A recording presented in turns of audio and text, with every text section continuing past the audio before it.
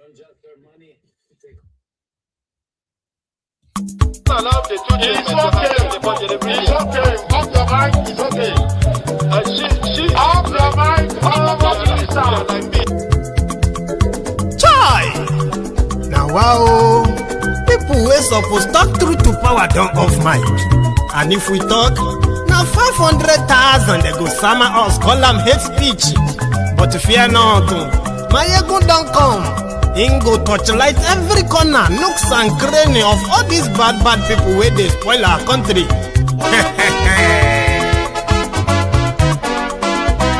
So my people make we laugh, my ego don't come, my people make we shout, my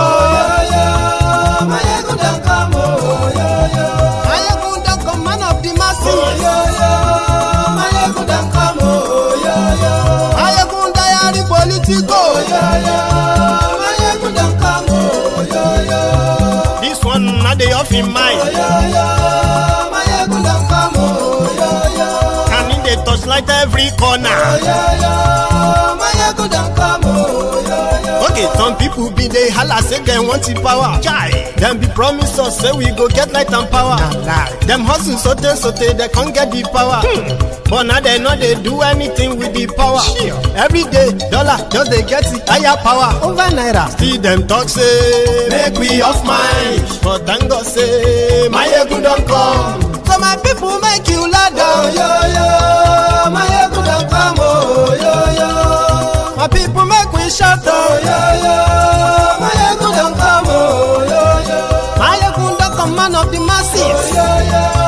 My ego don't come. Politico, this one not day off in mind. Person where they do evil, no one make person talk. Them say that my egun, that man too they talk. He too they talk. Say my egun diary, he they hot like pepper. But every day then they take money in bulk. Woman picking, they the street they hawk. Still them talk say make we no talk, but thank God say my ego don't come. So my people make you laugh, my ego don't come, my people make you shout, my ego don't come, my ego don't come, man of the masses, my ego don't come, my ego diary politico, my ego don't come. This man not the off in mind.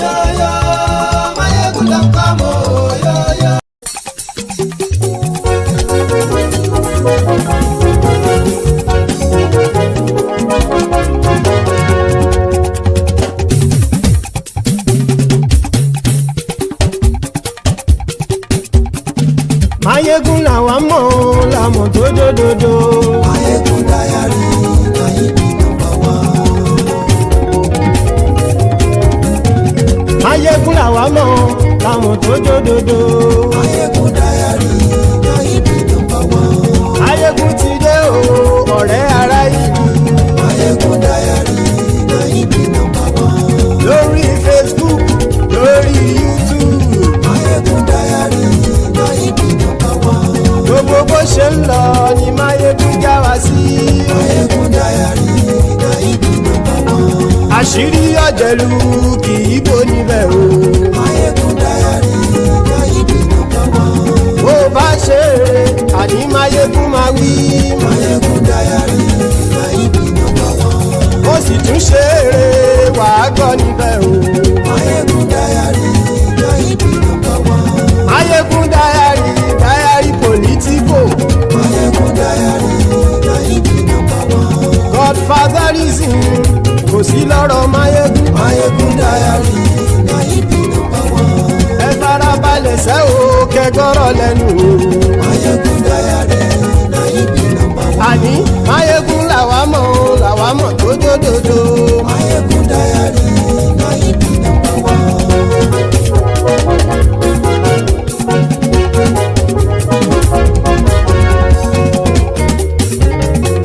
Àní ẹ̀sùn rákì. Mayegun ti dé. Mayegun ti dé. Ọ̀jẹ̀lú ẹ̀sùn rákì. àní ẹ̀ ṣọ́ra jù. lórí Facebook àní ẹ̀ ṣọ́ra jù. lórí YouTube àní ẹ̀ ṣọ́ra jù. bọ́ bàbá gbé wúrẹ́ àní ẹ̀ ṣọ́ra jù. jíjó ìgbádìyẹ àní ẹ̀ ṣọ́ra jù. pẹ̀sìdó bá rúfin o àní ẹ̀ ṣọ́ra jù.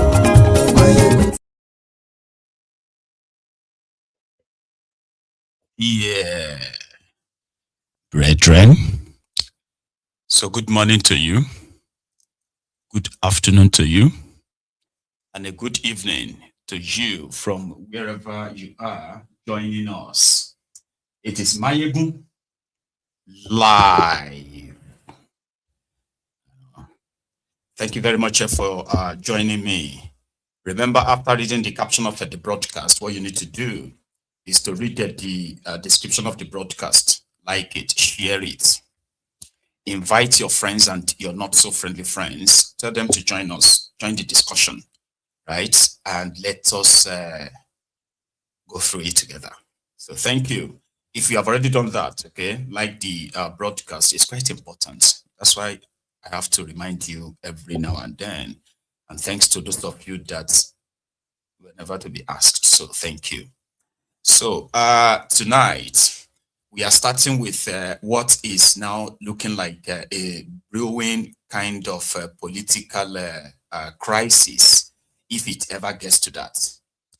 Remember, a lot of us have been saying that if those in opposition in Nigeria genuinely want to actually be the right opposition or to go into an election with APC, then they would need to pay attention to the Electoral Act. Not like that one is one solution or one size fits all, but it could be the start, since they are all screaming free and fair election, free and fair election.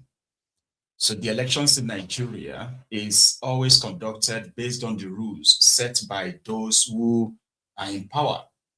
And it is only once that the opposition, in the recent times, that the opposition managed to beat the incumbent in their own game. And we all know why that happened and how it happened. So since then, APC, Egbekegbe, that prize themselves as progressives, which I call them progressives in Nigeria, have done more and more damages to elections in Nigeria, to the point that they have eroded people's sort of faith in electoral process in Nigeria. Electoral reform, people have been saying it. One of the things that they said they were going to do in 2023 that got a lot of people interested at the time, hoping that maybe their own elections will actually really count this time, at the time. So what they did was that when the National Assembly put together the amendment of the Electoral Act in 2022, they did something that the opposition didn't pay attention to, and in fact helped the entire illegitimacy that you currently battle with, right? And what was that? Inside that Electoral Act, the INEC of Nigeria introduced what they call the electronic transition of, or electronic transmission of election results, as well as biometric sort of like verification before you are allowed to vote. Now, this was supposed to be the new innovation introduced into your elections in 2023. And Nigeria committed over 200 billion naira in preparation, including in investing in the technology called BVAS, and then the IREF. So the BVAS is the physical machine that will scan you, take your picture, make sure that you are the right person or the right person on the voter's card. And once you are cleared, then you go on and vote. And once you finish voting, that your vote should automatically, right, be transferred from that polling unit, not when you get to collation centers, okay? But inside that law, what these criminals did at the time was that they inserted an act that made the use of electronic transmission of results at the discretion of the INEC. The INEC could choose to transmit the election results electronically or manually. So that section then makes it impossible for anybody to go to court and say the reason why they consider this election fraudulent is because INEC did not follow the Electoral Act that said they must transmit or transfer election results live to the IREF. Then the court now said, well, according to this Electoral Act, INEC can also decide not to, which means by this law, if INEC chooses to use manual means of transferring election results, loading and falsifying election results, well, that's it. So this time around, the campaign then is that this section of the Electoral Act must be amended and the following should be added to it. Let me show you something on the screen. So it was said that this section 65 of the Electoral Act, the one they used in 2022, and the ones they have recently passed in 2023, 2026, is that they must make the transmission of election results, electronically transmission of the election results, mandatory. Do you get that now? And they should remove the part that says INEC can use their discretion. No. If the law says transmit election results electronically, then it should be the law. It shouldn't be something that the agency would decide not to. So I'm just giving you the base. And if we have the Ronukus, especially those ones, the sewage dwellers who are watching us from Facebook, is good. This is just the beginning, so relax. And then you will still have a chance to express your frustration in that regard, okay? So here, Akpabiole today was explaining what they passed, because according to the other senators, they said what they passed is that they should retain the electronic transmission of results like it is in that of the 2022. And for some reason, they said there's no reason to amend it anymore. What do you mean? The bone of contention is that it must be mandated. It should be mandatory. It shouldn't be like optional for INEC. But here, they are putting up their own defense. Let's start with that. Akpabiole. There was no deliberate attempt on the part of the Nigerian Senate to delay the amendment of the Electoral Act. Our intention had always been to ensure that we do our best and we do it painstakingly, taking our time to ensure that what comes out reflects the yearnings and aspirations of all Nigerians. And also to be sure that the next election, all questions connected with the next election will be answered by the amendments to the Electoral Act 2022. But the social media already is awash with the fact that the Senate has rejected electronic transmission. That is not true. That is not true. Electronic transmission had always been in our act. And what we did was to return the electronic transmission, which had been in our act and which was used in 2022. So please do not allow people to confuse you. If you are in doubt, we will make our final votes and proceedings available to you if you apply and you are entitled, so that you will see. This Senate, under my watch, has not rejected electronic transmission of results. It's in my interest as a participant in the next election for such to be done. So please don't go with the crowd. Don't go with the crowd. We have retained what was in the previous provision. That's all we did. So if we rejected what was proposed by way of amendment and said, let's retain what was in the previous provision, the previous provision had made had made provision for electronic transmission. So it is still there as part of our laws. And I think we should be moving forward, not moving backwards. There is no way we can, in this era of electronics, will now be going backwards. So it's important to know that. So the membership of the conference committee, there was no nuisance Lele. Again, just in case if we have some of the Runukus watching right now, without rigging, APC can't win any real election. Not in that Nigeria, no matter how poor Nigerians have become. Because you know something, if your POS, as they call it, could actually operate even in the remotest part of Nigeria, and terrorists could also upload videos of their own victims in their den online in the deep jungle of your forest in Nigeria. Trust me. And also, by the way, as long as INEC INEC ballot boxes, they will always find their way to every corner, even the remotest part of Nigeria, as much as there is election. Even if there is no real infrastructure, physical infrastructure like road that will lead to such communities, but they will still take it there. So that simply means that they can put networks on those your beavers and what have you. Because you know why? If for any reason, Nigeria criminals decided to do two things. First one,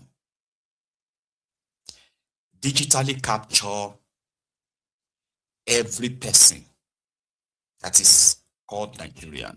I'm talking about conduct a scientific census to identify the actual number of Nigerians that are existing in inside that Nigeria census. If they could do that one first.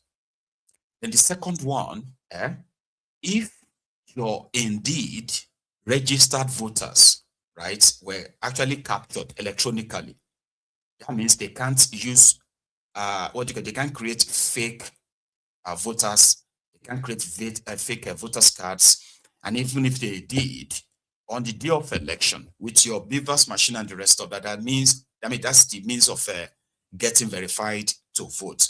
That too means all those fake numbers, 5 million, 2 million, 1 million, all those fake numbers, they will suddenly disappear. But since the power of incumbency that Tinubu is pretty much going to wield, he has made it pretty much like a, like big umbrella, even for all the rogues that are jumping to APC, to be covered by this entire grand scheme, landslide. That's what they are planning for 2027. Or if you then say your law says they can transmit the election results electronically or not. So the reason why APC will never win any real election in anywhere in that part of Nigeria, no matter how much they control, they control the system. If there is indeed verification for those who are participating in the election, that's one. But they won't do that. So what they would do and continue to do is that some people will continue to write the election results. So going into an election in this kind of arrangements, simply means it has been rigged even before the first ballot is casted. It's easier to see through. And if the opposition are genuinely coming to come and dislodge APC, then they will reject this. So the first set are the opposition senators in that their Senate, explaining it away. I'm coming back to that, right? Here, some of those who have worked behind the scene to ensure that this time around, right? The real reason why election rigging in Nigeria will continue to happen, right, is finally fixed, but the Senate has missed it. And it is it is intentional. Listen to this. I think the whole country is shocked. Disappointed is an understatement. The whole country is shocked, and I am particularly depressed about what has happened. PLAC and civil society have worked with the National Assembly. National Assembly has conducted hearings, public hearings, zonal hearings, hearings across the country, getting views from citizens on what should be included in the Electoral Act. A lot of people have researched, have devoted time. I have personally been involved at no cost to the National Assembly on a pro bono basis to contribute to the efforts that have been made. I think what is important to point out here is that the National Assembly set up the joint committees of the Senate and House. These two committees, members were exceedingly very devoted from the Senate, from the House, holding retreats, holding meetings, holding consultations with civil society.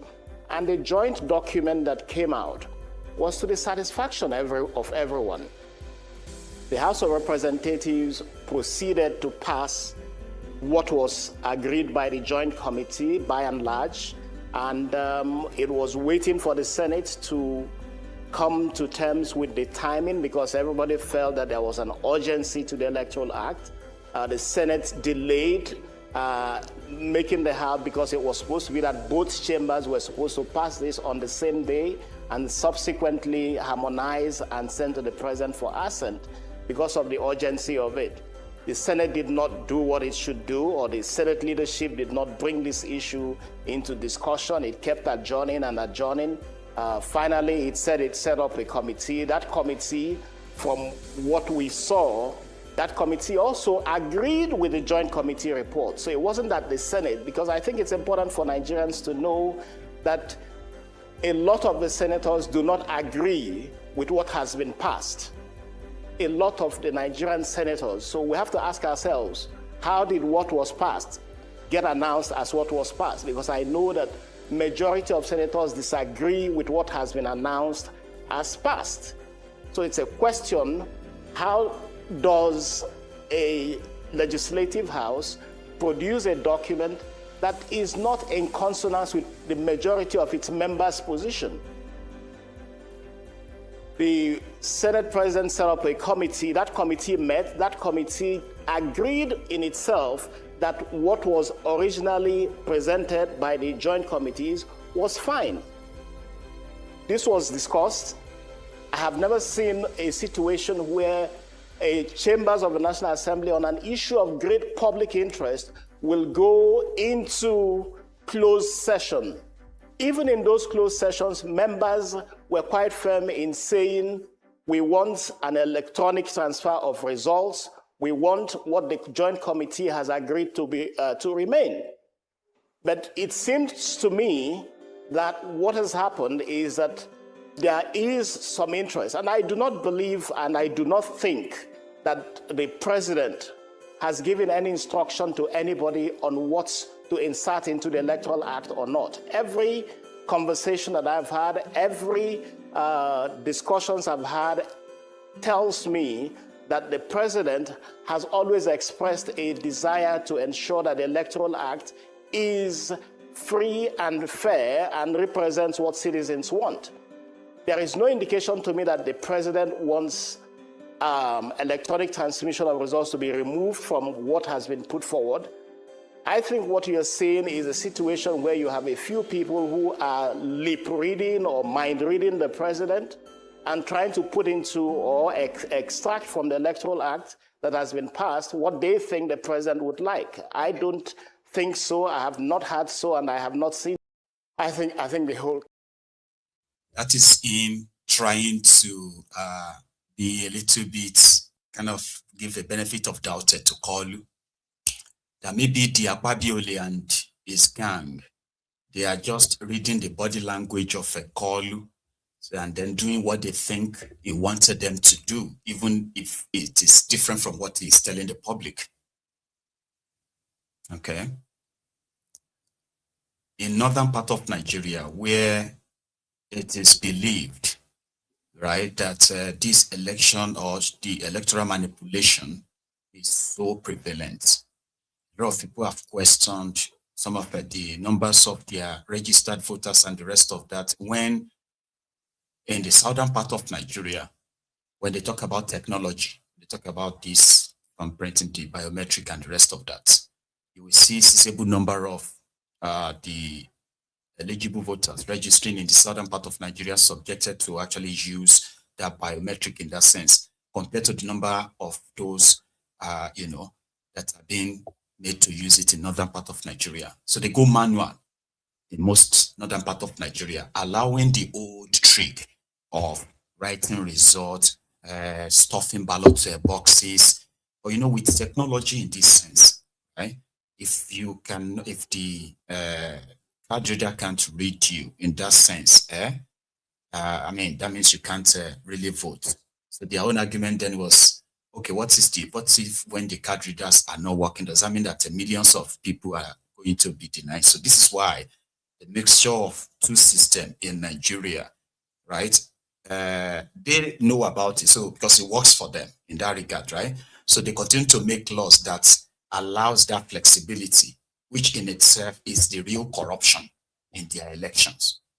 So if that is actually fixed, where there are no saboteurs sabotaging the system during elections, like those ones that will make some certain voters' cards just like never to work, and it's deliberate. And some areas where they are going to make sure that the election materials gets there so late, all deliberate. You know what I mean? So if you put technology into it and you indeed wanted that to happen, there is no point in agreeing on something and then changing it in between the time of passage. Normally, right, the lawmakers were expected to actually debate it on the floor of the House or the Senate. So everybody would then probably have the voice vote or individual vote on it before it can pass. So they tricked them into going into executive session. Executive session means some certain guys among them will go into a room. They will talk to themselves, arrive at some kind of like, compromise, and then come out and announce it to the rest of their colleagues. And they will just do a voice vote of the ayes have it. And the issue is that the electronic transmission of results is not new to your electoral act. It was there in your 2022 act. The bone of contention and all these public hearing, debates, committee, this and that, all this why was to ensure that when they amend it this time, they must make sure that it is mandatory and also remove the power of INEC to decide which one they want to use. So any election conducted without this particular law is going to be voided by the courts. Or if you say INEC have the power to decide which one they want or not, that automatically gives that power to INEC and not to the courts, according to the law. But here is Yinaya Abaribe and others like Ireti and other opposition senators saying what they agreed to was to leave the electronic transmission of results in that section. Then what else did you do? Because it shouldn't just be electronic transmission because it's already there. What is the amendment? Did you put mandatory?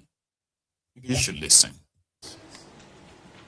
Before you are distinguished senators of the Federal Republic, and this is those who are among those who are very concerned about the reports in the media that we have all seen, and the media has been awash with it since yesterday.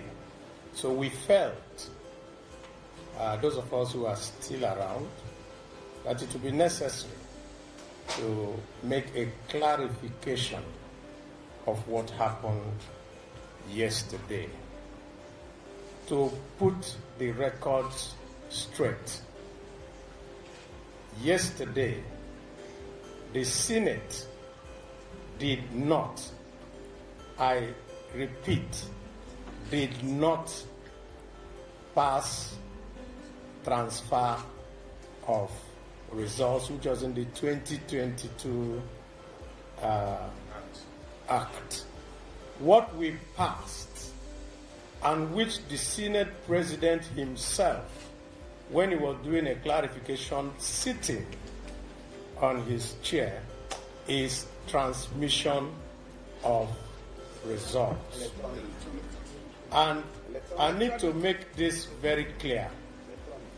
Every one of us who is a senator, who has the privilege to represent a senatorial district, came here under the trust of their senatorial zone.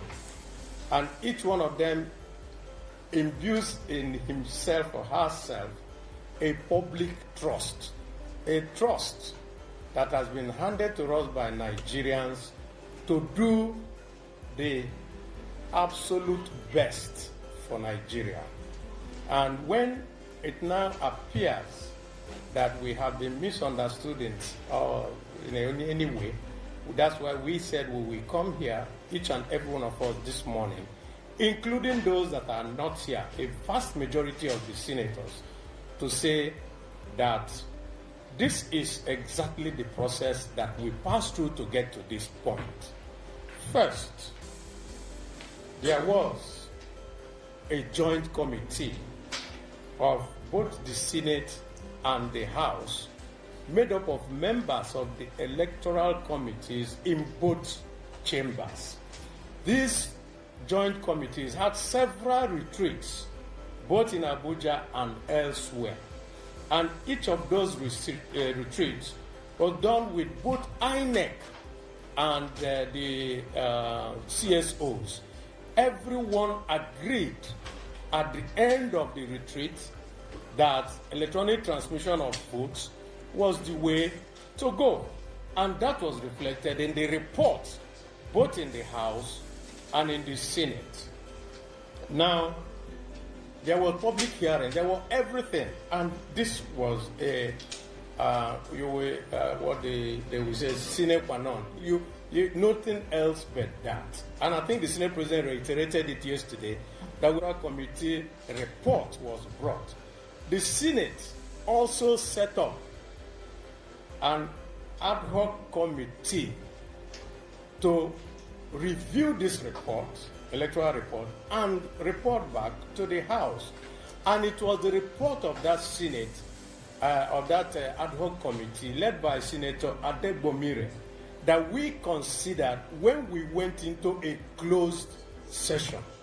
And the reason for us to go into a closed session was so that we can tidy up all the niggling things inside there.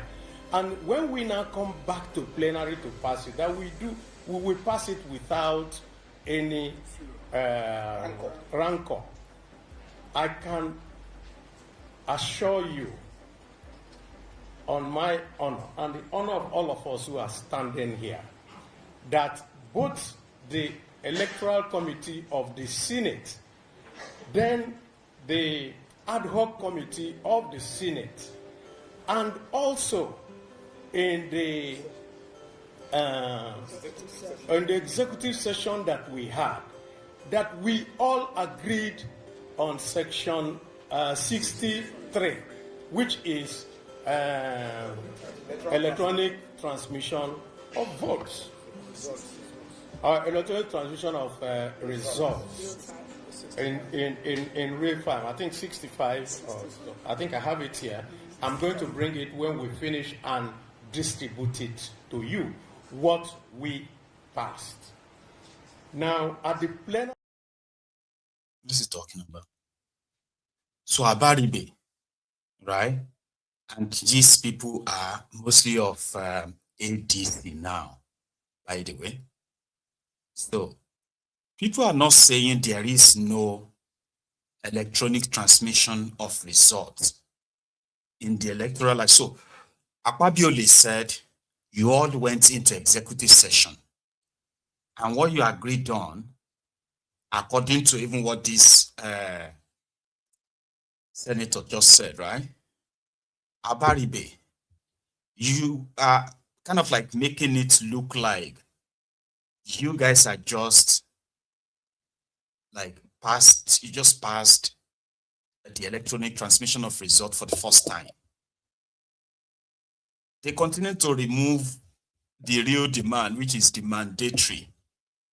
Okay, the mandatory, which is like INEC would have no choice. Tinubu wants to pay them 1 trillion naira. Do you know that's how much they want to spend on 2027 elections? I don't even know if they have presented their 2027 elections budget yet. Tinubu has allocated 1 trillion naira to INEC. Are you aware of that? So this is the controversial section 5. Yeah. And then 6 is the red circle, red mark area, right? Then you see the one that is next to it, a presiding officer who willingly contravenes any provisions in this section commits an offense and is liable on conviction to a fine not more than 500,000 naira or imprisonment for a term of at least 6 months. So the presiding officer shall transfer the results, including total number of accredited voters and the result of the ballot in a manner as prescribed by the commission. That's the problem. Do you get me now? As prescribed by the commission. If INEC chooses to use manual, even if you all have digital DATs, do you get me now? Manual it is. And whatever result they announce, you can't take it to any court because this section empowers INEC to decide how the election will be conducted, how the election result will be transmitted or announced and all of that stuff. Do you feel me? So that's the bone of contention. But the likes of Abaribe, they are making it look like, oh, the headline says INEC rejects electronic transmission of results. No, INEC rejects compulsory electronic transmission of results. What is he saying? Abaribe. And people talking. So it now seemed that something was wrong. We went back individually to find out from what exactly was done, and we were reassured. And the Senate President, while sitting, and I'm sure you have the videos yourself there, confirmed that we passed the electronic transmission of results. And I will show you what we have here. Now, the Harmonization Committee was set up also yesterday because when the House version and the Senate version differ, because there were so many other things, including timelines, that now differ. You set up a harmonization. Those harmonization is what you use to make sure that you come to one single document which the president will now sign. So that is where we are at the moment. But I need to add one further thing so that Nigerians can rest assured. After our session, plenary session yesterday, we adjourned, but did not come back to pass the votes and proceedings. And that is our rule, and you all who are here, you know it. The Harmonization Committee cannot meet because the document that we use to go to the harmonization is the document passed by us and ratified by the votes and proceedings. So there's still one more step left by the Senate to take. After we pass the votes and proceedings, in which we are going to insist and ensure that what we passed, which is electronic transmission, is there, then the harmonization will meet. What now happens in harmonization is simple. You either adopt the House version or you adopt the Senate version. And of course, Nigerians know what they want. It is the job of Nigerians also to put pressure and ask questions from their representatives. My own representatives in Abia South Senatorial Zone have been sending me messages since yesterday. And I'm sure it is the same for each and every one of us, asking questions. All our constituents have been asking questions. And we're telling them, no, this is what we passed. We passed electronic transmission of votes in real time, of results in real time. And that is where we are. I hope this clarification settles this matter. And I can tell you that it's not just the number here. A great majority of the senators are with us across party lines. Because this is not a party matter. This is a Nigerian matter. Fair, transparent, and free elections and election processes are the underbelly and the ground of democracy. If your results are not transparent, if whatever you do is not fair, if whatever you do is distorted in any way, then it's not democracy. So we are here as Democrats, as people who insist on the right thing to be done, to say that this is where we stand. Thank you. Just in addition, Chairman, just in addition, I remember. So, what Abaribe, to my own understanding, what Abaribe is trying to explain to us now is that what they have right now is not really the final, okay? That the rumor of maybe they have inserted something or they have removed something will still be, checked and verified during harmonization. Harmonization is that when everybody will now look at it and all, These guys hijacked, somebody just commented that, they hijacked the tax law. And the controversy around that is that the tax law signed, the one passed by the National Assembly, signed by Tifnumbu, is so different from the one they gazetted that they want to implement.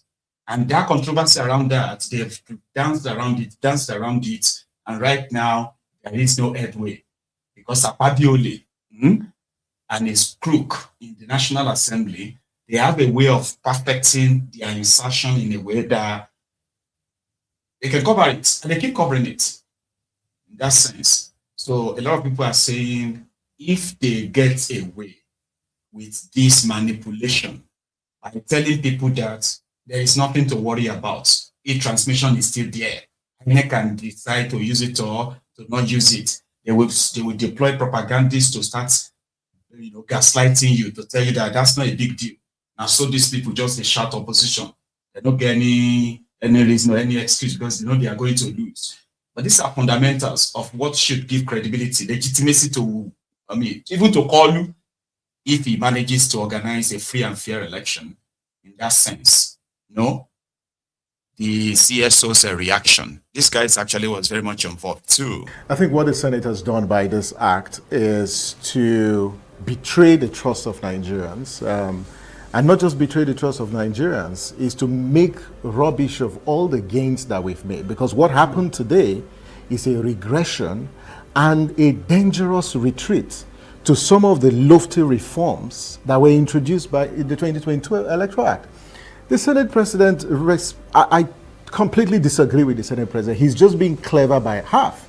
Because what he is saying is that the ruling of the Supreme Court in the 2023 elections, they were very clear that electronic collation or transmission was unknown to the law, that INEC cannot, by virtue of its guidelines, introduce electronic transmission, and the IREF, it's clear.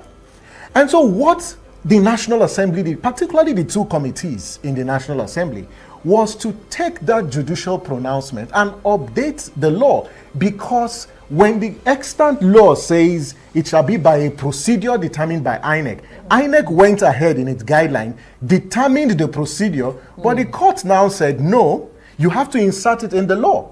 And the report before them, because I was part of the technical committee that was part of this entire process, what the House passed was that electronic transmission will be part of this process. In fact, the report also mentions the IREV. So I think that the Senate president is lying to Nigerians, because that's not what was provided in the report. It was clear, electronic transmission of result. But that's not also the only thing. One of the things that the Senate has also done is introduce some draconian provisions that will undermine the preparations for the 2023 election, especially logistics. What they have done, they've compressed the time frame. The reason why the 2022 Electoral Act provides that 360 days issue notice, campaign conduct of primaries, was to allow for logistics. What they have done now is to say that primaries will hold, about 90 days, and then INEC will publish the list of candidates 60 days to elections. For heaven's sake, when is INEC going to produce the ballot papers?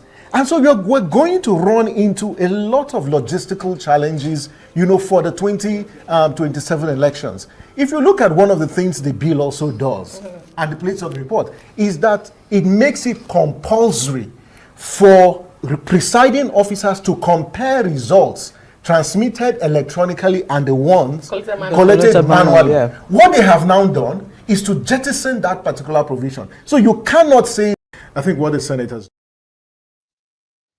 And in addition, in case if you are paying attention as I expect you to, none of this is by coincidence. It's all planned. Because they are the ones who are going to set the rules. They are already posturing enough all over the place that 2027 election is going to be a walkover for Tinubu. All these states, 31 states, will join APC, 32 states out of 36 states. So what is left? So what is the opposition going to do exactly? So they are setting the stage like that. And unfortunately, it is like the opposition are going to walk into it. Because it is true. Part of the Supreme Court's judgment in your 2023 charade was that indeed INEC popularized IREF, which is that they must, or they could transfer the election results electronically or manually. Yet INEC was advertising about IREF, how election result is going to be live, and all those stuff. But APC, they knew that by law, it is not tenable. So if you now go to court and say, why did INEC shut down the IREF? And when the election result was coming in, they shut down IREF, and they have rigged the election, they blah, and you go to court by quoting the section of the law that says they must follow their law and transmit it by electronically. And then they say, well, it's not in the law. So what do you mean it's there? No, it's not. Because if you read at this section, it says, at the discretion of INEC. That means INEC will be the one to decide. So what makes it part of the law would be when INEC doesn't decide, INEC just follow, obey. That's what makes it a law in that sense. And that's what they're asking these guys to do. And they're like, no, we have to keep the one we had in 2022. We have to keep it that way. The same one that led to this, this illegitimate government of Ekolu. There are a lot of people have lost so much interest in their election, in the INEC and the rest of them. They want to keep the same. There are many other things they are keeping. But here is I6's reaction that Peter Obi cannot be president under this arrangement. Atiku, anybody cannot be president of Nigeria under this arrangement. And I may not probably be so good in explaining it to you, right? but it's not a lie. We finally lost Nigeria. Very painful. My eyes have been red. I'm even having a headache. So painful. 220 million people wasted. So sad. Electoral reform gone. Even what Jonathan started, all gone into the dustbin. Kai, no more beavers. Anything they tell you is the result. So Ekiti's governor might come back. Definitely Tinubu is coming back. Everything is gone. Just fighting is just stressing yourself at this junction. We lost the country. Even America will depend on. They're now fighting on the ground for us. Lobbyists, they don't give them waiting they want. They don't stay quiet. Everything is gone. We are gone. We are now back to one party state, one family to rule us forever. So sad, so sad, so sad, so sad, so sad. It's the saddest day of my life. Since the moment I woke up, I just feel, I didn't feel right. I felt awkward, sad. I knew something wasn't right. And today, Senate said all the billions that we spent on beavers is gone. They just give us results we want. And judiciary is already gone. You and I know it. No more judiciary. When you have the same high court giving judgment on PDP. Opposition is gone. ADC is dead on arrival. Peter Obi can never be president. Nobody can be president again unless they select you. It's a sad moment in our country. I lost the battle. It's so painful. That my generation were unable to change this. It's sad. Our doctors are... Tear gas him. They tear gas him. He fell. He fainted. He passed out. He passed out. 70 years old man. How many times would they tell you before you know that Nigeria is not for you? Ah! Now they never leave you. They have left you behind. Photo, not be juju. So that's Isaac reacting. And if you probably don't grasp the entire picture, maybe you will later. Because there's no point, honestly. There's no point. It's going to take more than just you getting your voter's card. Let us go get voter's card, and then you are like going out there to no. It's more than that. And if situation has gotten this to this stage, right?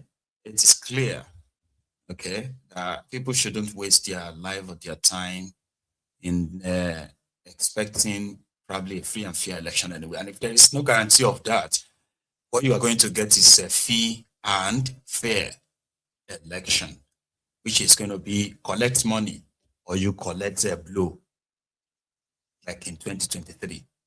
Collect money or you collect blow. Free and fair election. INEC said they are ready. The guy.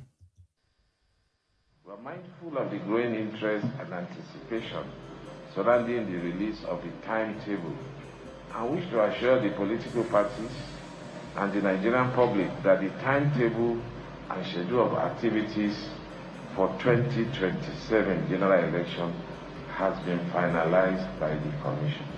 We have hesitated a little bit because we have the timetable already, but there are some proposed amendments that will affect the timetable.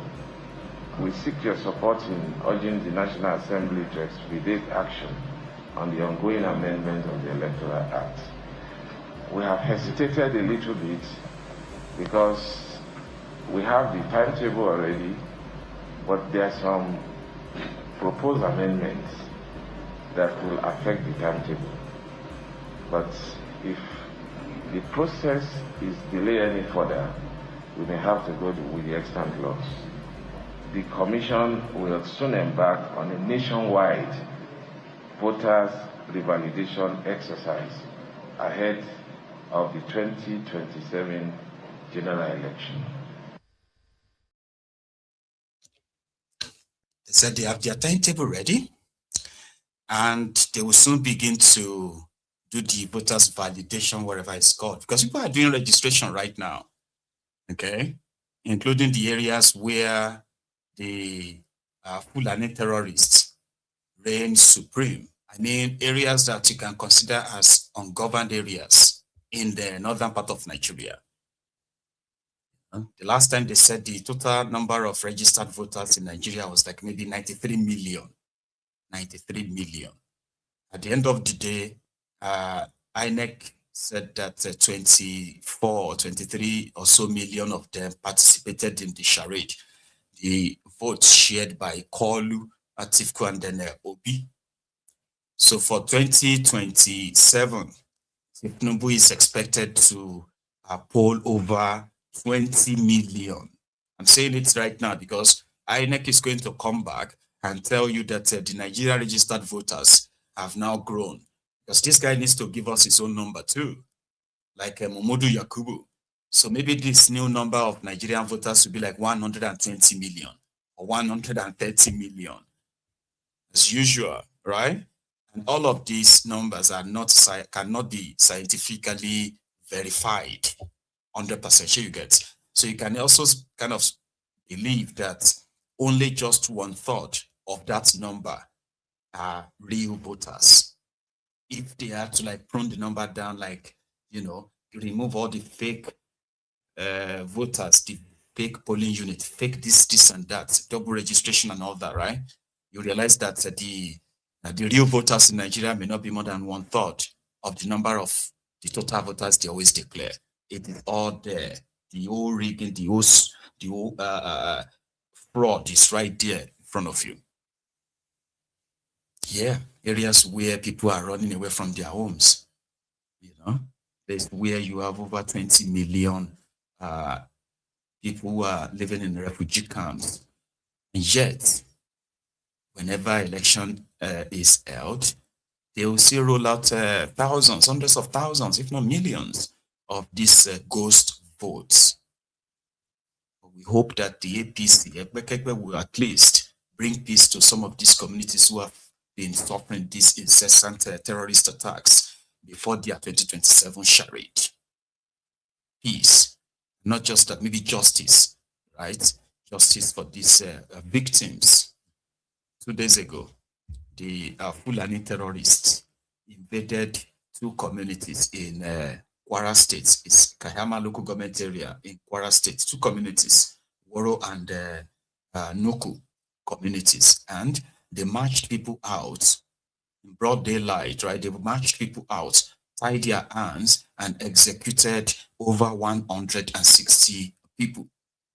70 of them were Muslims, right? And me, you heard the news and all that. That massacre, which is exact word used by the state governor in describing what just happened.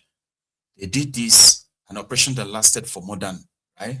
Some said 17 hours, that while they were burning the properties and they still tied people's hand and put them in the open, at the point they went to go and pray, and they came back again to continue the violence until they executed all these people. This was in Kwara State 2 days ago. So they were picking the bodies of the victims for the past 24 to 36 hours, right? Similarly, just a day before that, again, you can say that's 3 days ago, in Faskari local government area, a place called Doma, right? These terrorists struck. They killed 24 people. In Katsina State, they killed 24 people in broad daylight. So while the Kwara people were in that morning mood, right? The people of Doma in Faskari, they were also in one terrible kind of mood because they were also busy burying their own dead. 20 people buried. So I'm going to share this with you and other kind of like supporting stories. But a very quick reminder, if you are still here, okay, like the broadcast and share it as well if you haven't. And if you have, don't do it again. Once is okay. But here, when they attacked Woro and Nuku communities in Kaiama local government areas of, local government area of Kwara State, I have managed to cut off some of these bodies on the street. Okay, I littered the entire street. I've cut out of this clip, right? But they are mostly at the bottom of the clip. So in case if you begin to see the feed. In my house be this. They don't burn it you. In my house. In my house you see her. It's everywhere. It is everything you don't spoil it. See her. So, and today they were buried. One family. One family.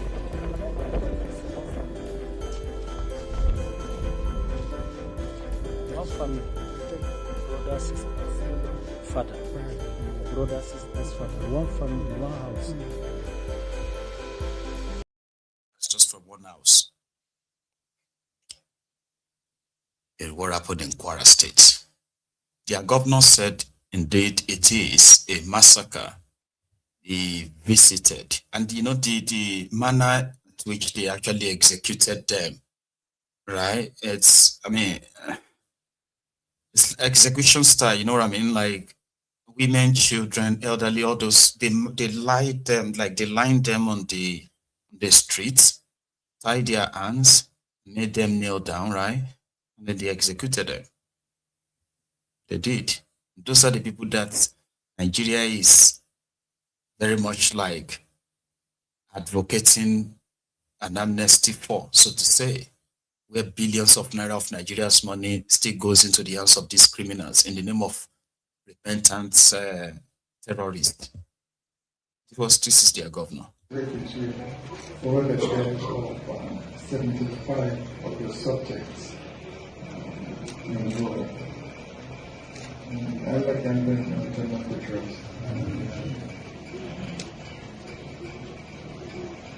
The Emirate is versatile, and from the information I've been getting, this village refused to succumb to a perverted form of Islamic doctrine.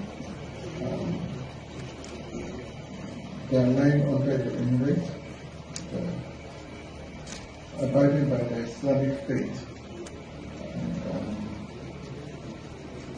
Basically, they don't want any alteration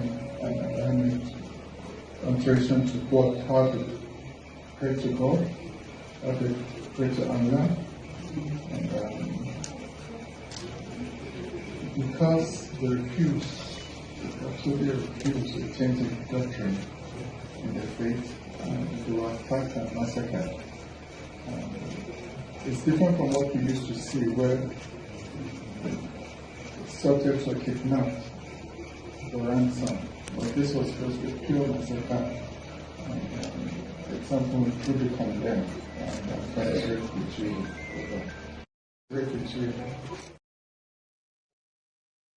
It is more or less like the government of Nigeria are more interested in being reactionary, like reactive, rather than go for the root cause, like go for this root sponsor of this terrorist and all that. But they would rather be reactive. Everybody's coming out to give speeches, show condolences and all that. Then another week, we are somewhere else. This was Bokwari's estate in Katsina, Faskari local government area, where the terrorists slaughtered 24 people just about 3 days ago. yesterday. The whole community was out to bury them.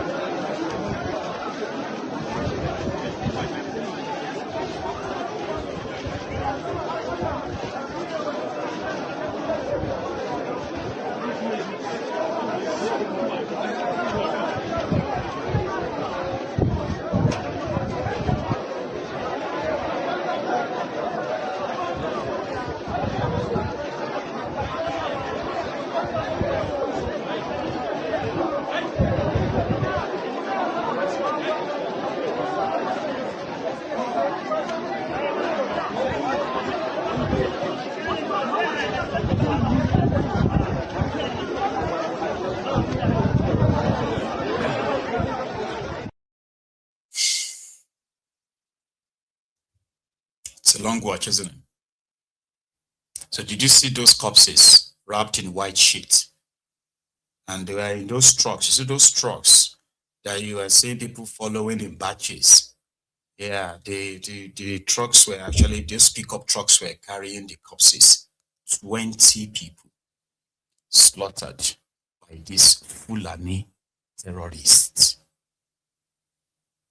And that's the state that Buhari came from. And he was president for 8 years.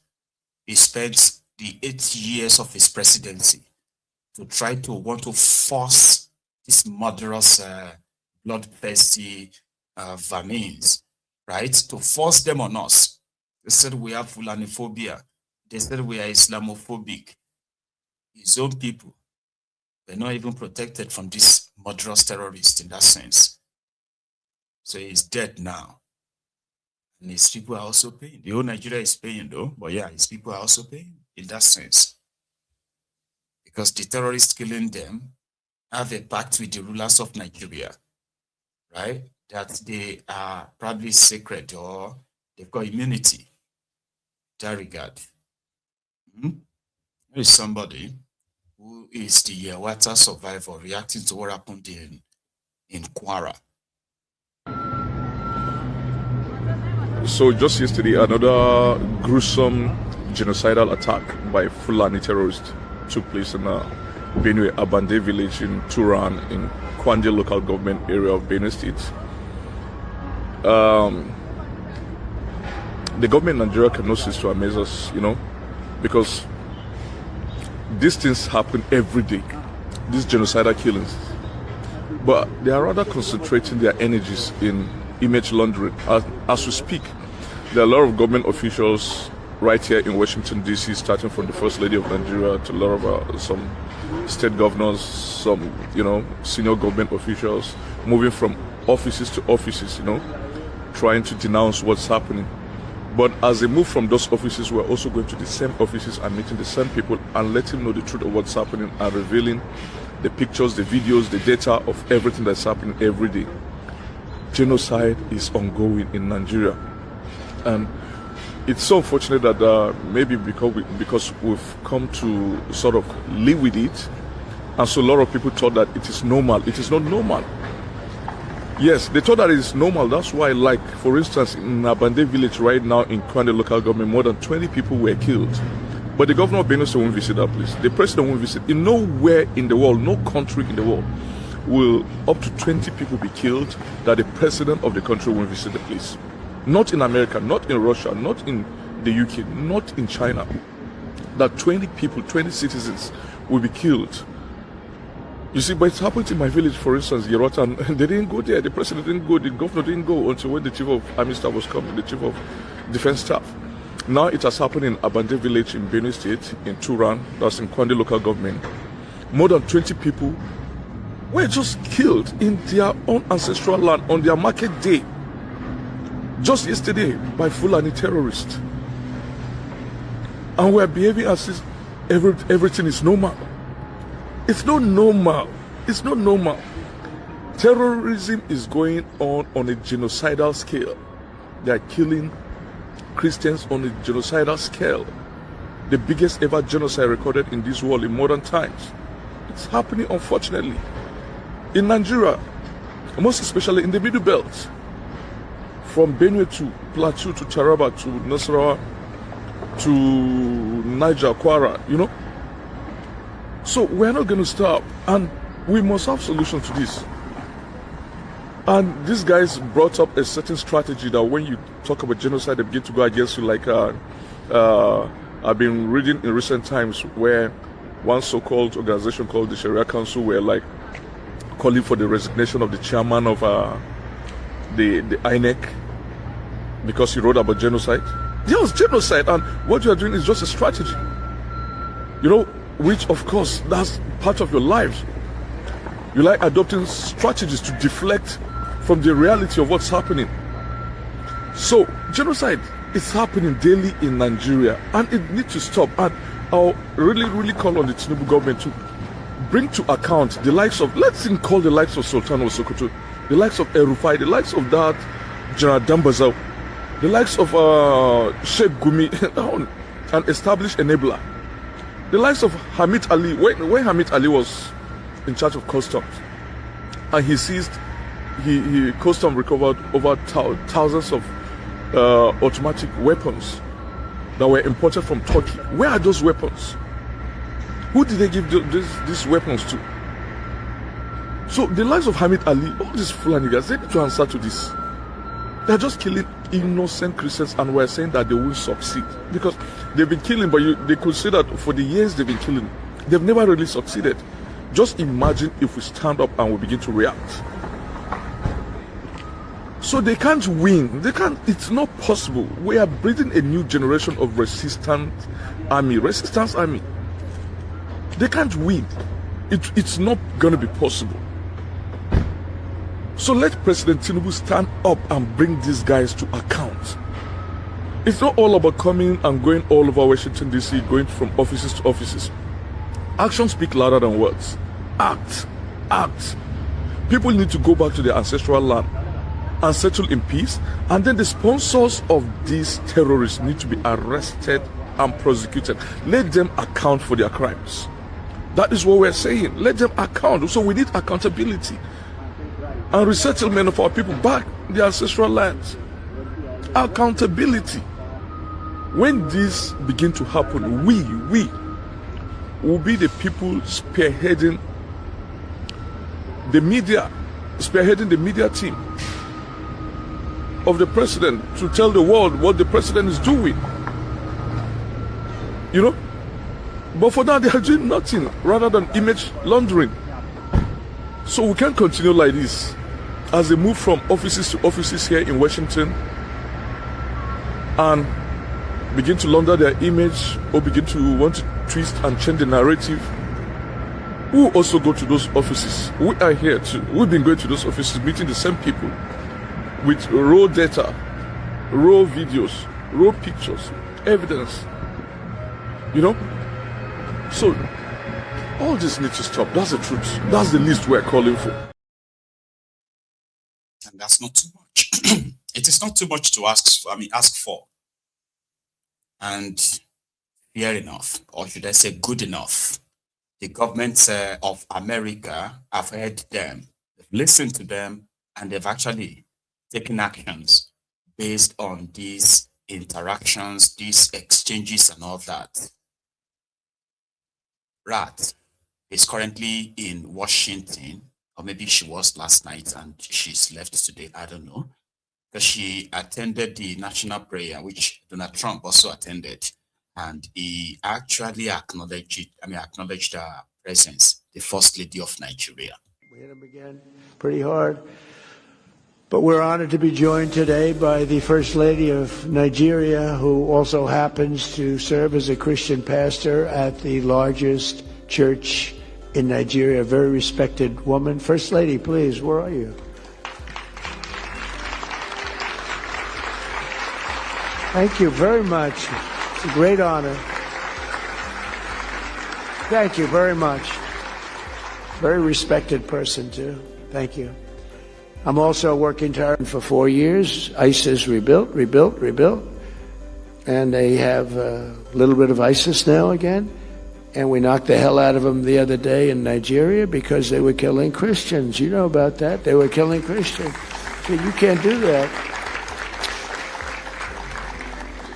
When Christians come under attack, they know they're going to be attacked violently and viciously by President Trump. I know it's not a nice thing to say, but that's the way it is. That's the way it is. So Remy in Washington, the First Lady, the Vex Lady of Nigeria. And indeed, they have been frequenting Washington since October, since Donald Trump designated or redesignated Nigeria as a country of particular interests. Yeah, because they had to try and convince them there. There's something I have as opinion. Donald Trump intel, or should I say the intel Donald Trump or the American government seem to be acting on is that ISWAP, Boko Haram, are killing lots of Nigerians. But there is no Fulani terrorists in the mix. You get that? The terrorists responsible for the mass murder, the mass killings of the people of the middle belt of Nigeria. They are not Boko Haram. They are not ISWAP. They are Fulani jihadists, Fulani terrorists. Do you get that? Or when you take a look at the action of America, it's been about this ISWAP, ISIL, the affiliate of ISIL, Islamic State of West African Province, that is ISWAP. And they are more like focused on that Sahel axis, Sokoto, Borno, Lake Chad, while Fulani terrorists were having field day in the middle belt part of Nigeria, down south, coming down like that. And it's not actually looking like they are, they are looking at, their shoulders. They pretty much feel like they are operating with so much like impunity. We'll react now, then the next thing they've kidnapped a lot of people again, and then we'll react again, and then, it keeps happening and happening by the same group. Do you think what I'm thinking? Like, are you seeing it the way I'm seeing it as well? The Americans' involvement in the fight against terror in Nigeria seemed to have been one-sided. Yeah, that's the way I see it. The American soldiers are now in Nigeria, and the Nigerian government confirmed that they arrived in Nigeria 2 nights ago. And I've actually seen clips of them with some of Nigerian soldiers. So they said they are on joint operations to supply intel. The Nigerian soldiers are those who knows the terrain very well, the entire area. So they are working together. I saw this clip earlier today.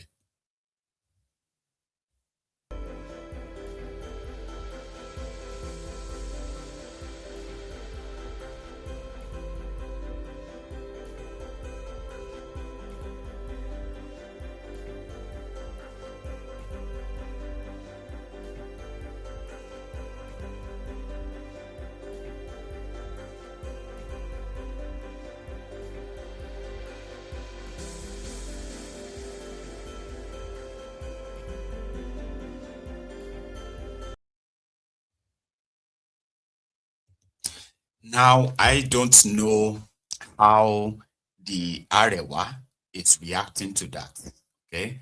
Because initially they were all fuming when Donald Trump said he would be coming gun blazing, put boots on ground. So now that we have the American soldiers officially in Nigeria there to fight ISIS, who are those fighting the Fulani terrorists, like what they did to the people of Faskari, what the people of, Kaiama local government area, right? And what they have been doing all over the place. In Kaduna, the Nigerian army were happy to rescue some of the kidnapped victims. Now, they took them to the government house in Kaduna. That is to say, well, yeah, it's, as the terrorists are busy, doing what they are doing on this side, the Nigerian military themselves are also doing their best to at least, rescue some of the victims, like these ones.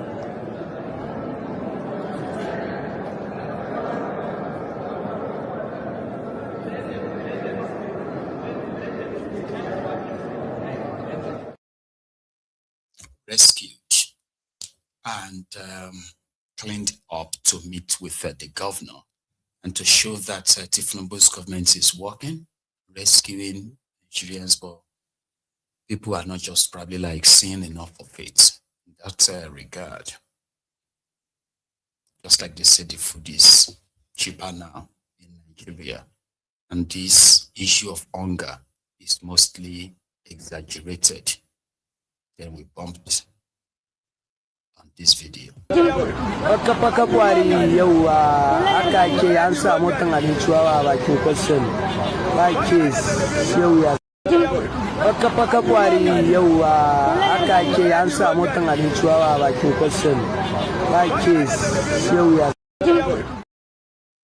Children scavenging, trying to scrape the spilled Gary grain in the streets. And also, we saw the students of University of Abuja doing this.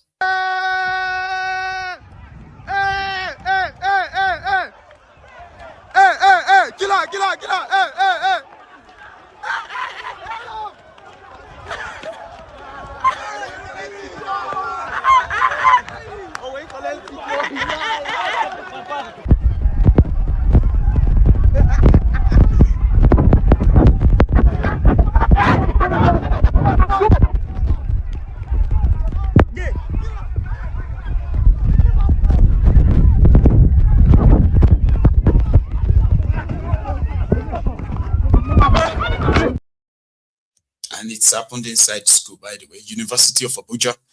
They said that the young man, the student, is accused to have allegedly touched another young man inappropriately. So students decided to lynch him on campus, the Federal Capital Territory of Nigeria. Crazy, yeah? Well, maybe you should hear how Obi sees it when he was also in that Abuja today. Of course, campaigning for ADC and their upcoming council election. Yeah.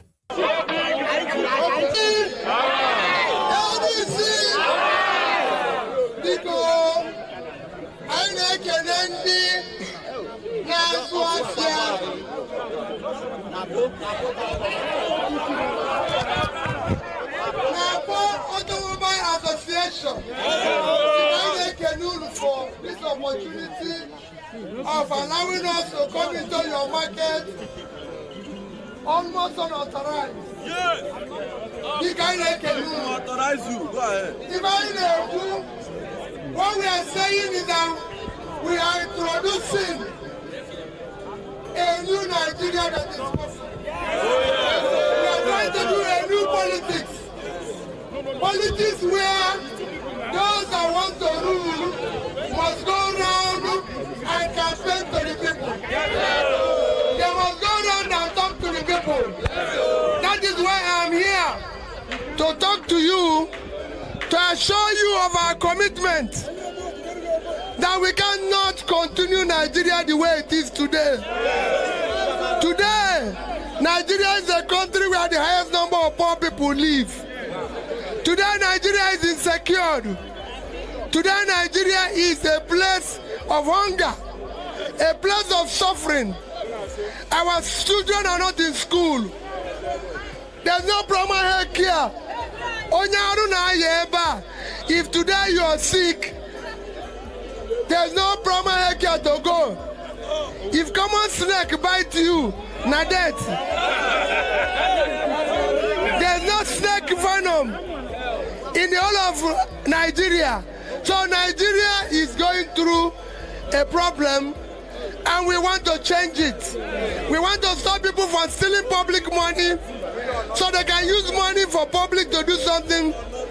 We want your children to be in school. We want primary health care. We want to put people out of poverty. We want to generate and distribute electricity. It's happening in Ethiopia. It's happening in Egypt. It's happening in other countries of Africa. I'm not talking about countries of Asia now. That is what we want to change. That we want to bring so that your children can be in school. We want a child of nobody to be somebody in Nigeria. We are fed up with people stealing public money. We must stop it. And the only way to stop it is you. Please, go out. That change we want will start on the 21st of February here in Amak. We want to lend, we want to beg you, please vote for ADC, African Democratic Congress. That is a new party we want to use to change this country and begin the journey of Africa. Let us change this country. We cannot continue. We want competent leadership. We want a leadership with compassion. We want a leadership commitment. We want a leadership that have capacity, energy. Not even a barely. We want people who can walk, who will go out and say there's a trouble in Jos, they go there.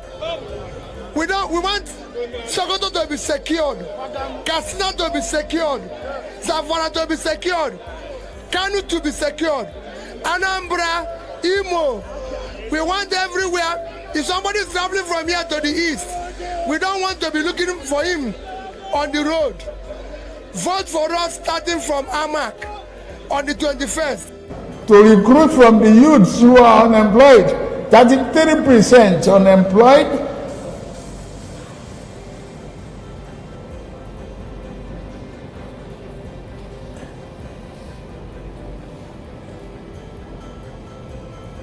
Recruit 50 million youths into the army and take away from their recruitment source. What they will eat? Cassava, agbado, corn in the morning, yam in the afternoon. It's growing here. You create demand and consumption.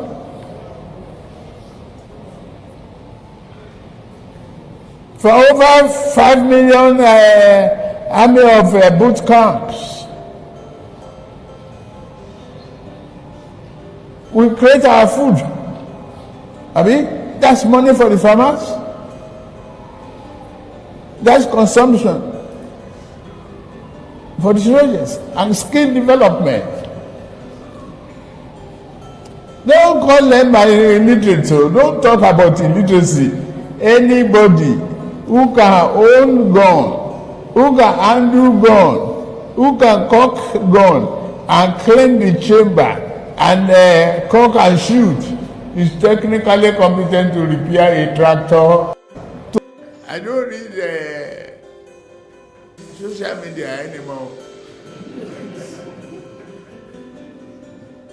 They abuse the hell out of me.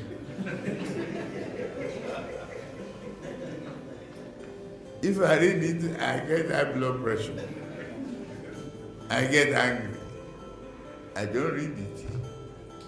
So, if I want to hear anything, my children or any of my workers will tell me, this one say this one. If I'm tired, I say, please, forget it. 70 years old man.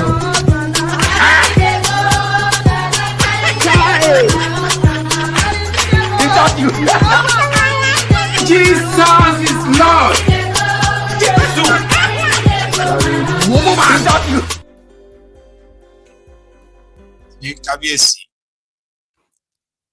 In all of this, you see this man on your screen is a king. one of the kings in Kwara State. His name is His Royal Highness Oba Simon Olanipekun. This man was kidnapped by the Fulani terrorists that invaded his community, and among other people kidnapped. The old man has been in their captivity for weeks. So he's finally released there today. That even the people of Kwara are still mourning the killings of 162 people. Fortunately, bad leadership. Oji Uzokalu, the ex-convict, has this to say in his own little confession time. He said when they were the early governors in their own early days in 1999, that genuine people actually joined politics, trying to praise his own group. And that's somebody who was supposed to be in jail right now, but he's a lawmaker in Nigeria. Yeah, the senior lawmaker, Nigerian Senate. He said, over time, drug dealers, fraudsters, and others have now hijacked the politics and power in Nigeria. A subtle message to the Baron himself. Your Excellency, there's a report by the intelligence agencies that there are a lot of fraudsters in Nigerian government and the National Assembly, where you also serve. What's your reaction to that? Well, I don't know about Nigerian government. I think when politics started changing in 1999, when we were governors, from 1999 to 2007, was a very good politics. It was humble. People were humbled. But at the time, everybody, even people who used to do 419, no, all over the world, people who used to do drugs and 419 started entering politics, and the politics changed. And the present administration have been very careful in addressing this matter. So any intelligence or community or anybody saying this, we are addressing the issue because it's a problem, and this is where people started dipping their hand directly to government coffers to use for themselves, and which is not right. So I'm sure that the government will address on these issues, and people will also address on these things as soon as possible, because it is not right to be using Nigerian people's money, which is not supposed to be used to do other things. And Nigerians and Nigerian people should hold their leaders, both in the state or federal or anywhere, accountable to their resource. And their resource will be very good for them to be used. We are making progress. President Tinubu has made a lot of progress in all fronts, and the progress will be a continuous something. In the next few years, we will see the results. You can see changes are coming, but it's not going to be as soon as people are thinking. There are a lot of fraudsters who lies with people's name, who lies in all fronts, and they continue lying, because when they lie, they take from Peter to give to Paul. They take from Paul to give to Joseph. They take from Yusuf to give to Sule. So these are things we are seeing here. People lie with your name. People blackmail people unnecessarily for nothing's sake in the name of politics. So I hope that we'll continue to expand the scope of what we are doing, so that people will have genuineness of their democracy, and Nigerian people will enjoy democracy. Thank you very much. Nuisance Lele. Uzokalu. And in Edo State, in Benin, where Odoyo, the Dodoyo governor of Edo, had already promised Kolu 2.5 million votes next year. So therefore, there will be no, in fact, at the point he actually declared that there is no opposition in Edo State. Maybe ADC didn't get the memo, because they decided to put up their own secretariat, all set and ready to start their own mobilization and all that in Edo State when the APC, Egbekebese thugs, believed to be working for the governor, took over the spot and they did this. As you can see, we are live at the ADC State Secretariat in Ogberaka, and we see the wanton destruction of these miscreants, nuisance. Agberos and pedestrians have come to do as our national secretariat. So they've destroyed our poles, our flags, our banners. You know, they feel very threatened that the ADC of Edo State is about to kickstart a new era of change. We see they destroyed the vehicles. The CCTV camera that was here was pulled down. We see this other one was too high, so they could not access this other one. They destroyed, look at the stones they're using breaking our glasses, just because they don't want opposition to thrive, which is practically impossible. Look at the arson, they poured fuel here, they littered it, tried to put the building on fire. They also came from behind, they broke the louvers, they poured fuel into the building, and they lit it. But the building could not, so they disconnected the CCTV camera. Look at the one we have there. It was disconnected before they started destruction. They carted away with some of them. The other one that was there was one on the floor there, this one, by this front. They carted away the CCTV camera. So we want to send a message to the governor of Edo State. He's the chief security officer. Is this the kind of state he wants to donate 2.5 million votes to his father, Tinubu? 3.5. Oh, 3.5 million. Whatever the figure is, it's a bit irritating, it's nauseating, and it's chanting. That they will resort to this kind of criminality. We know the party, we know their nature before now. You know, some of them have told us that they are willing to cut their neck and they cut their head and donate their hands. We will give them a long class to do the cutting. Because we will not be threatened, we will not be intimidated. We will continue to stand for what is right. Nigeria is a multi-party state. And nobody will cower those states into any form of jittery. We will resist every attempt of being subdued and being oppressed. People that want to support the ADC will support the ADC. People that want to gather and identify with the ADC, they will gather and identify as ADC members. We will not allow any form of intimidation or oppression. And none of these things leads to nothing. Today we also declare maybe we are decapping today into the ADC, and the decapping will take place here in the secretariat.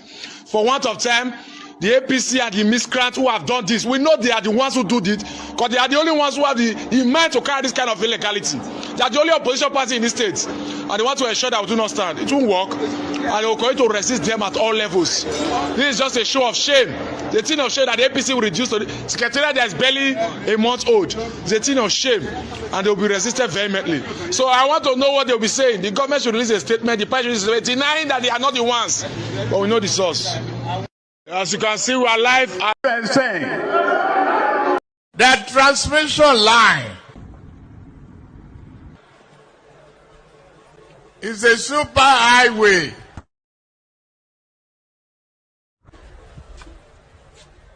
For generated electricity and power. They could not even make a down payment for a roasted corn. Fellow Nigerians, this is just the beginning. Fellow Nigerians, this is just the beginning. And that is why Solomon Dalong, the former minister to this Bokwari, the former sports minister, who was with the Daily Trust this afternoon, was talking about the impunity of this APC, Bekebe. Then he was referring to the current travails of Malamu, the former minister of injustice, who is now standing trial for terrorism, as well as corruption, 2 different cases. So to Dalong, he believes that if tomorrow court grants Malamu bail, and then he declared back his support for Tifnumbu, this whole thing, this whole case, everything will disappear. And I don't think it's wrong, by the way. Now having Malami been dramatized. What of the great people whose corrupt practices are sitting comfortable in Tinubu's government? The Senate president was arrested by Magu, the former chairman of the EFCC, who took homologous sum of dollars recovered from his house. Allegedly. When we saw, allegedly, because he's still having this benefit of doubt. Why is he not prosecuted? Why? What has happened to the case of Dr. Edu Betta, who in 6 months as Minister of Humanitarian Affairs is accused of being unable to account for 72 billion. What has happened to that case? Why are we dramatizing Malami and his son? But I think it's beyond drama. It's beyond drama. It's a real drama. Because if it is not drama, why are you saying it's drama? Let us have the whole corrupt people, even those ones sitting in the National Assembly comfortably, all of them assembled and prosecuted. We know that the war against corruption has started. They have to start somewhere. No, they started somewhere. It was started somewhere, but it was abandoned because it wasn't convenient to the current regime.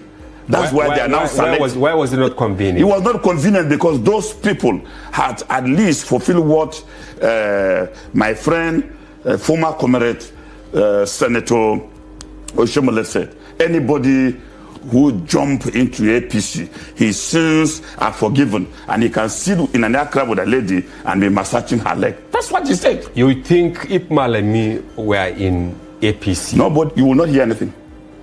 If Malami is granted bail today and joined APC, this case is dead. You will not hear. Now having Malami.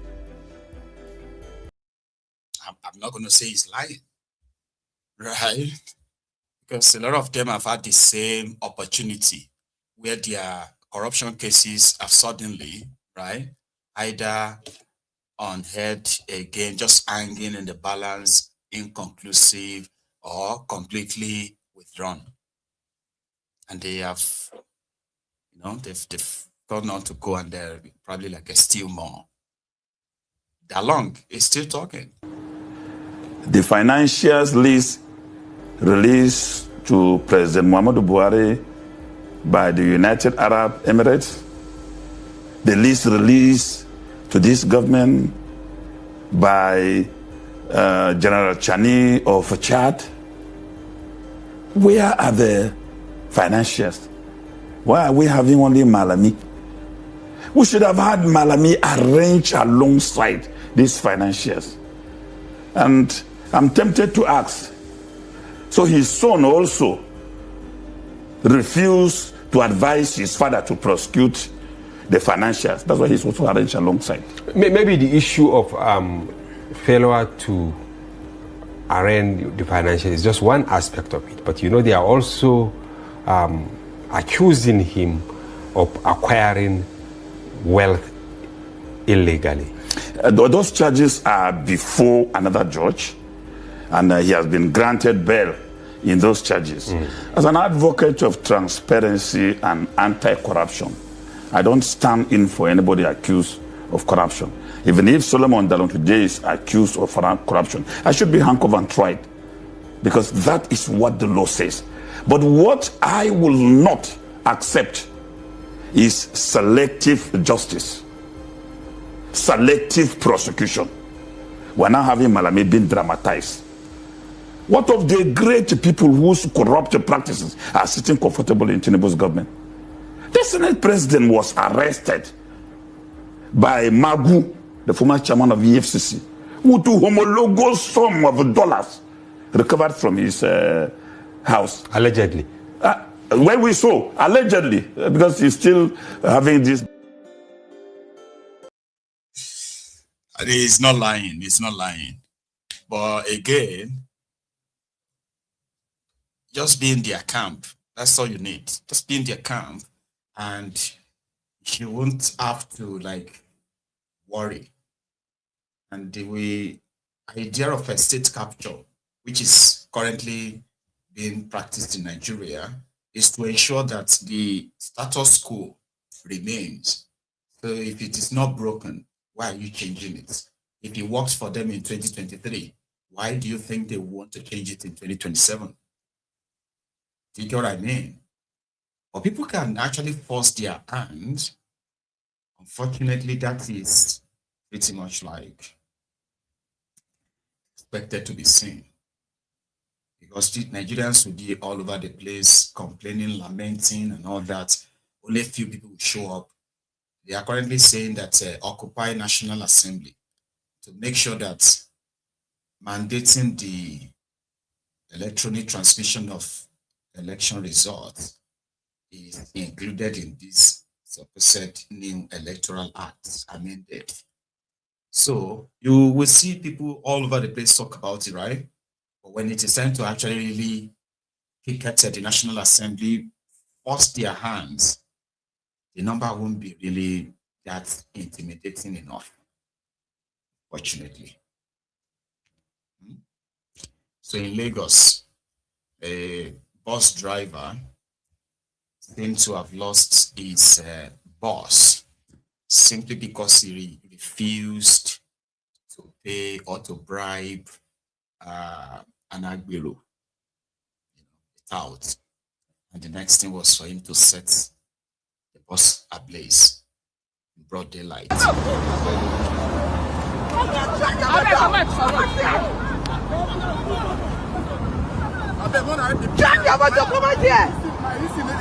Jesus! Now come collect money. You won't collect 5K. I go ask you what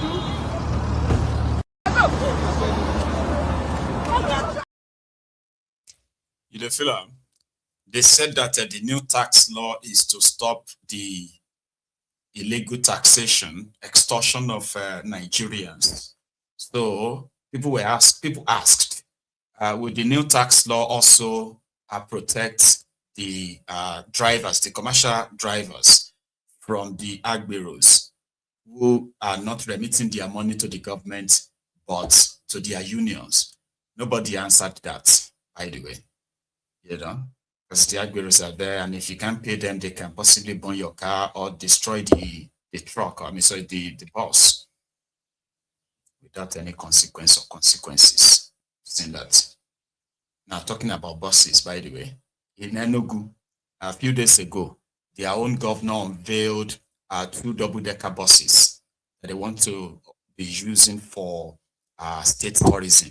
Meaning, if you go to Enugu State, instead of you just asking where and where you should go, you could easily just jump into one of their tour buses, like this one, and you will be taken to what I believe the historical kind of locations across their state. I saw this 2 days ago.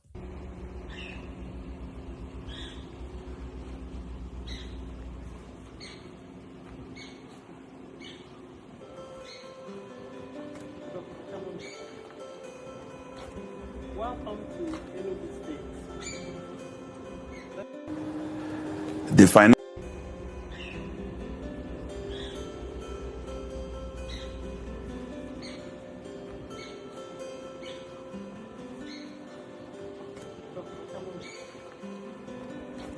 Welcome to Enugu State.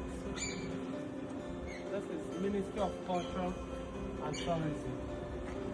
Our tomorrow is indeed here. This is Experience Enugu. Thank you, His Excellency, the Governor of Enugu State, Dr. Peter Obi Simba, for this gift to Enugu.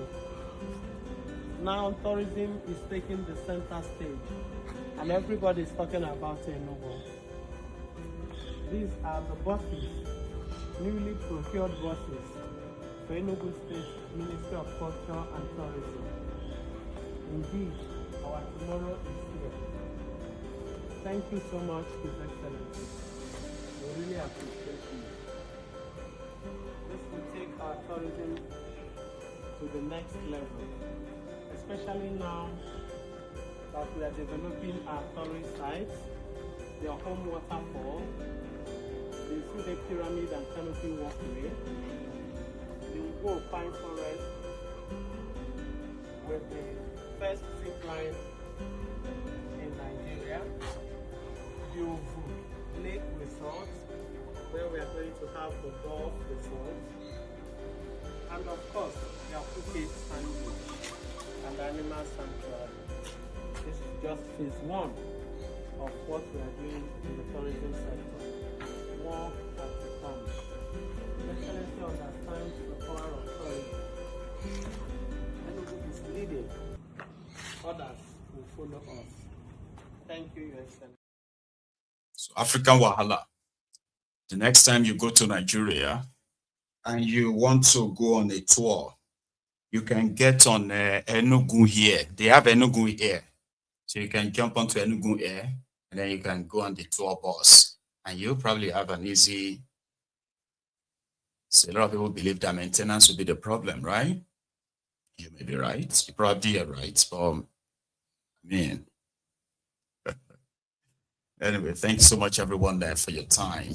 So we are still very much battling with this. God knows what actually the YouTube is doing when it comes to people receiving notification that Mayegun is live. And there is another factor too. You see this changed in time, this 1 hour ahead and all that also it's kind of like messed things up a bit, okay? So that is coming to an end very soon. But for those of us who are here tonight, don't forget, like the broadcast, share it, subscribe to the channel if you haven't done all of that. And join me another time when you're free. So thank you so much. You all have a very good night. Odaro.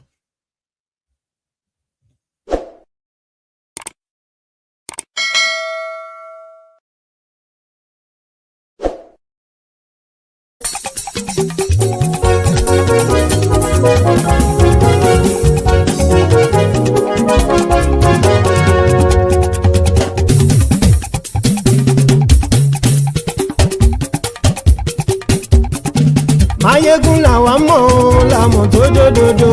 Mayegun dayari Nayibi #1. Mayegun làwa mọ̀ làmọ̀ tó dòdòdò. Mayegun dayari Nayibi #1.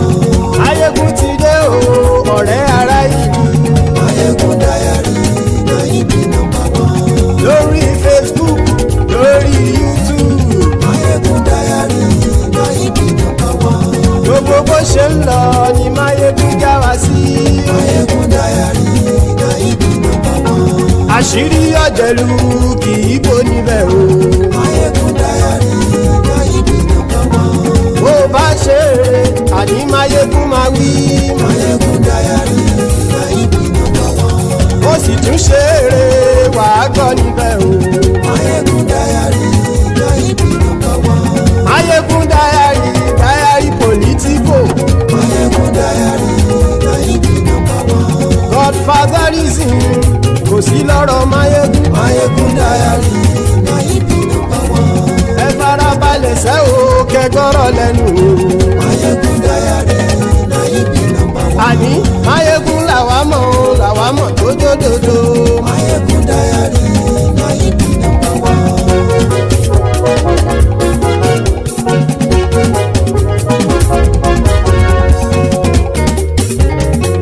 Àní ẹ̀sùn ràkì. Mayegun ti dé. Mayegun ti dé. Ọ̀jẹ̀lú ẹ̀sùn ràkì. Mayegun ti dé. Àní ẹ̀sùn ràkì. Mayegun ti dé. Lórí Facebook. Mayegun ti dé. Àní ẹ̀sùn ràkì. Mayegun ti dé. Lórí YouTube.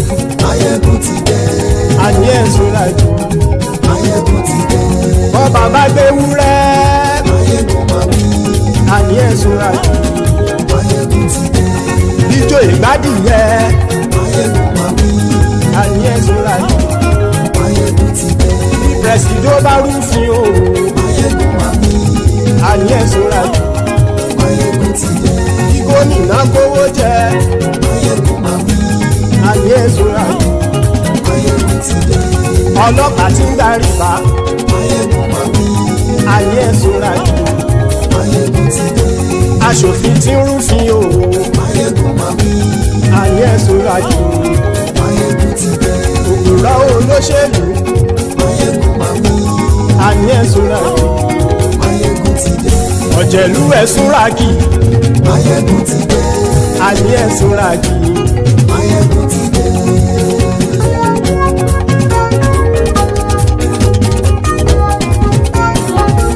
Mayegun ti dé. Gbogbo ọ̀jẹ̀lú ẹ̀sùn ràkì. Mayegun ti dé. Gbogbo ọ̀jẹ̀lú ẹ̀sùn ràkì. Ṣùgbọ́n ní bá ti ṣe èyí tó yẹ kí wọ́n ṣe, ọmọ bá dèrò ní fi wọ́n níran o. Mayegun ti dé.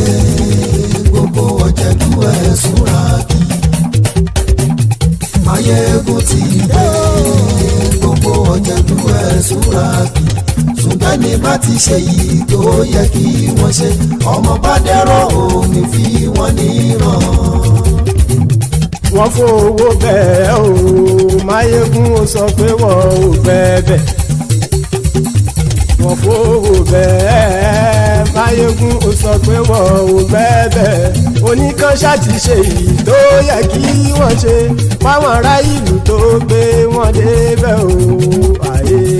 Máyégún ti dé gbogbo ọ̀jẹ̀lú ẹ̀ súnra kì Máyégún ti dé gbogbo ọ̀jẹ̀lú ẹ̀ súnra kì ṣùgbọ́n ní bá ti ṣe yìí tó yẹ kí wọ́n ṣe ọmọ bá dẹ́rọ̀ ò ní fi wọ́n níran. kì máa yí ṣe eré ọ̀rọ̀ yìí kì í ṣe ẹ̀fẹ̀ kì máa yí ṣe eré ọ̀rọ̀ yìí kì í ṣe ẹ̀fẹ̀ ẹni bá ti lè lẹ́bọ̀ lẹ́rù o ọmọ bá dèrò kàṣàyè tú wọn síta.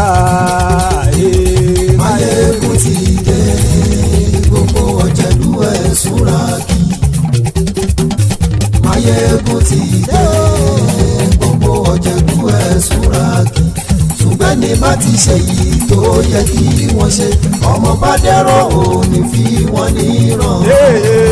tẹnitẹni ọmọ Máyégún ọ̀rẹ́ ara ìlú mọ̀mọ́ ni mo fọlọ́hún ṣọ́ ẹ̀ bá kìlẹ́bù lóòótọ́ olódodo ìlú ọ̀tá ìlú mọ̀mọ́ ni ìwọ ṣá máa ń ṣọ́ra kò sì mọ́ bẹ̀rù bọ́tà ń lérí bóníṣègùn lé káwọn mọ̀mọ́ fi ṣera wọn ni ó ti dẹrùn tí wọn ò gbọ́dọ̀ sì mọ́ bẹ̀. èèpo ọ̀gọ̀lọ́mọ bá dérò tàjẹ́ ò gbọ́dọ̀ jẹ́ ó ti dọba lórí àbínú ẹni kò sì mọ́ bùyà àìsíwọ̀lú ní ẹnìkẹ́ ìgbódì ẹyin lábàrá o ó kó ẹni tó bá dán o àkàmù. Máyégún ti dé gbogbo ọ̀jẹ̀lú ẹ̀ túnra kì Máyégún ti dé gbogbo ọ̀jẹ̀lú ẹ̀ túnra kì o ẹni bá ti ṣe yìí tó yẹ kí wọ́n ṣe ọmọ bá dèrò òní fi wọ́n níran o. Máyégún ti dé gbogbo ọ̀jẹ̀lú ẹ̀ súnra kì Máyégún ti dé gbogbo ọ̀jẹ̀lú ẹ̀ súnra kì ṣùgbọ́n ní bá ti ṣe yìí tó yẹ kí wọ́n ṣe ọmọ bá dẹ́rọ̀ ò ní fi wọ́n níran.